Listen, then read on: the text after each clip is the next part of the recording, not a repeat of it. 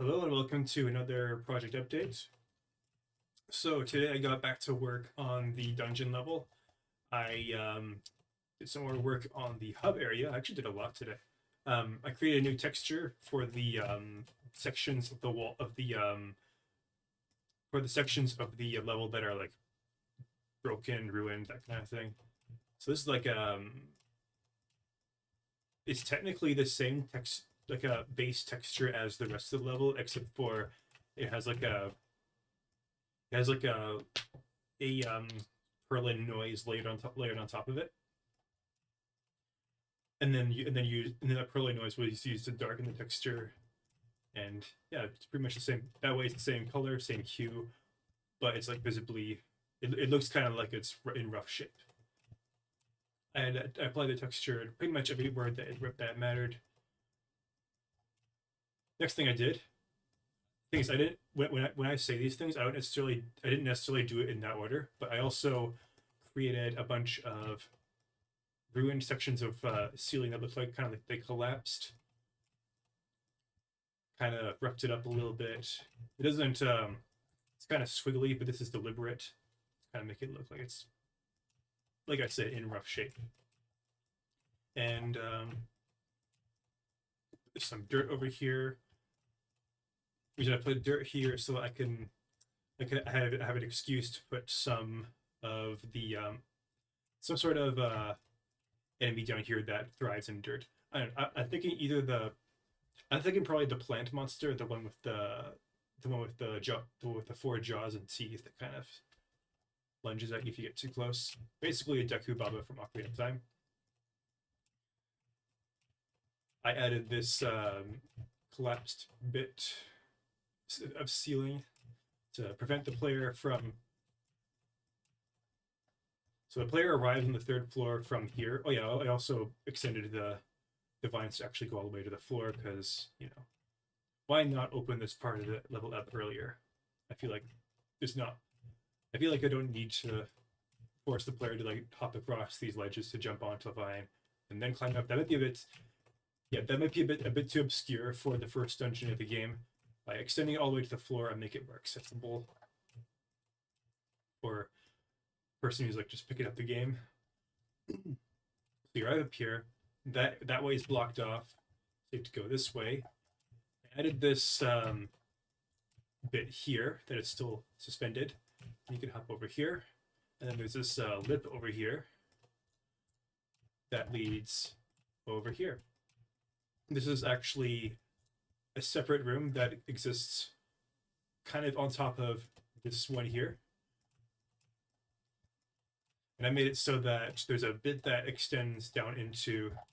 So there's that section over here with the two destructible walls, one here, one here. In the Godot, you can't see in the level in Blender because it's not like there in Blender. It's in the good. It's like there in the Godot engine. But yeah, there's a pressure plate here that's not there in the actual model that makes these two pillars stand up. And I'm thinking, what if we could also use the same room as a shortcut?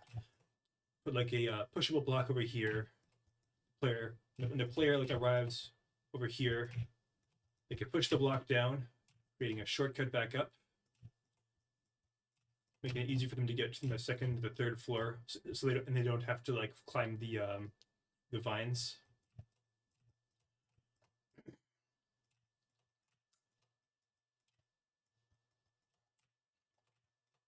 So I still need to shade this area though, clearly. Like this is from like the old shading. Like this bit over here. This is clearly wrong. All right, what else? Oh yeah, so I added this lip over here. So I'm thinking the player is intended to go here, here, here, and then to progress through the level, they go this way, and then I still have to figure out. And then I'm thinking there's probably like gonna be like a hole here that they can go through to get here, and then I'll figure out. I haven't figured out what exactly happens after that, but so they go this way for progress, and then this way is like a shortcut back to the top, or a short. It's one of those shortcuts where you push a block, and yeah, it's like a way to get back to the upper levels from the lower levels that you can't access right away. That's pretty much all I've done today. Still a few things I need to figure out. Oh yeah, I made it so that this wall is on this part of the level is like taller. Same with this one. If you're wondering why these sections are all these are all different meshes, the reason for that is because I'm taking advantage of the Godot engine's occlusion culling system, or the rooms and portals system. And by dividing the rooms up into separate meshes, not necessarily by room, but like by room, and also I also want to be able to separate the floor from the walls so that I can put like it's kind of complicated to understand, but there's like collision stuff that I gotta deal with. Definitely need to fix these textures here. But yeah, that's all I've done. That's what I've done today. I think I did a decent amount of progress. I think it looks a lot better than it did. I think the level has a lot more character than it did originally. Originally, it was kind of just a big room with like grid on the walls. You just kind of go from point A to point B, and honestly, I hadn't thought about all that. I hadn't thought about progression very much until probably like a week ago. And I started, I don't know, maybe 2 weeks ago, I started thinking that the dungeon was too short.